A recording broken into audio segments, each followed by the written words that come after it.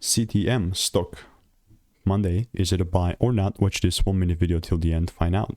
So Castellum stock has been sitting at $1.69, 5.65% down. The way that I'm just observing this is I did see like this seems like we're experiencing some like retracement lags, but obviously I want to still fake things up. I would just not like randomly do that. So, but for context, I've done 33,000 videos over the last 4 years. I think 34. Spent thousands of dollars on course mentorships and have documented everything. But since it came back inside this demand area, the only thing that will move me forward is the price giving me a double break. So then I can take things up.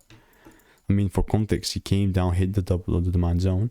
And now there's going to be a little modification added to this. Demand area is still going to sit there.